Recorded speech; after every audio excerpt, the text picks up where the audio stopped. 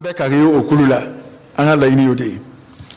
ama fando imosa tara bala kananyula no jamakulu donye minga chances al munafiqun daro dika chaakhiru zamanna o ko munafiqu fana al munafiqu fana kera qur'ana kalana ja ab daraja do surala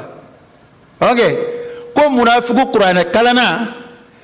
islam nafiki do denga akon nyo ya tesribe qur'ana kalan kadai abo alna surabu ke ka nafigiya sutura abo ke ka reference lamu ka kunga wona tabe ala bi daraja dama ala ka kuma ma de bololangulon de boala hal munafiqu ko munafiqu qur'ana kalana ke mathali rayhana ko bi kuma rayhana ale jiride mina a fleur la mado asuma de kadi ade suma de kadi ngania ablay dayba suraka kuna kalkali yana munafiqu bete do munafiqu alikum ma ko kana dikay be herata kono kono ne wode foko munafiqu ko ni yaye alhamdulillah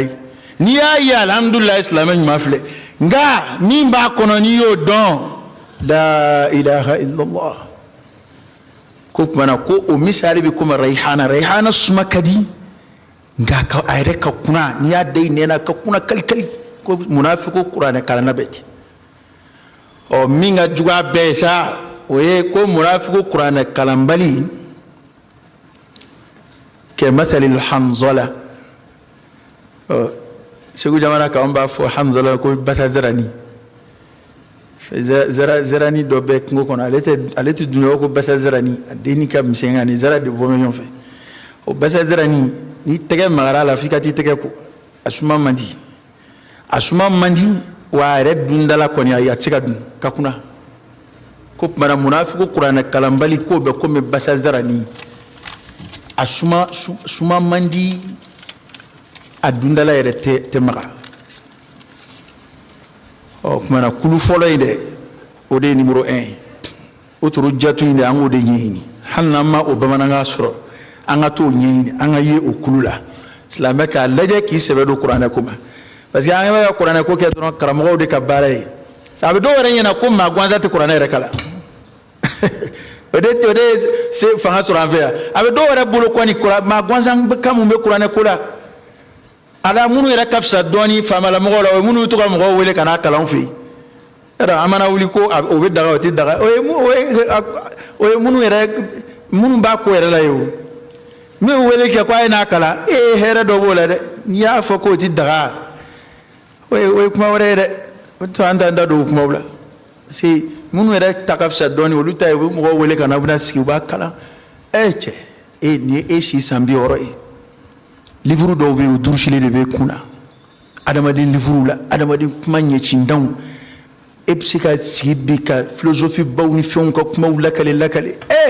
imma kuma ka ala kuma ka o be kala sigile yena halita don fembe ga kala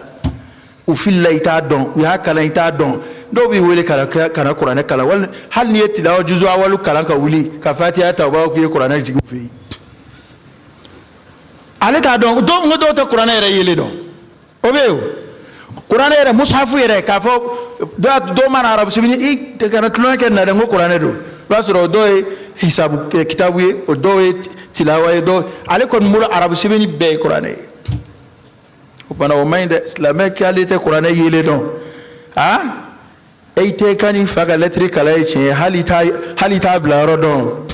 o te to machin mayde bana ala ka qur'ana kanu jidi ana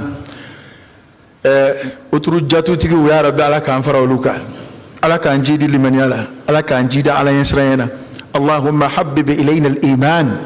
وزينه في قلوبنا وكره إلينا الكفر والفسوق والعصيان واجعلنا من الراشدين ربنا آتنا في الدنيا حسنة وفي الآخرة حسنة وقنا عذاب النار ربنا لا تزغ قلوبنا بعد إذ هديتنا وهب لنا من لدنك رحمة إنك أنت الوهاب إن الله وملائكته يصلون على النبي يا أيها الذين آمنوا صلوا عليه وسلموا تسليما صلى الله عليه وعلى آله وأصحابه وسلم تسليما كثيرا سبحان ربك رب العزة عما يصفون وسلام على المرسلين والحمد لله رب العالمين.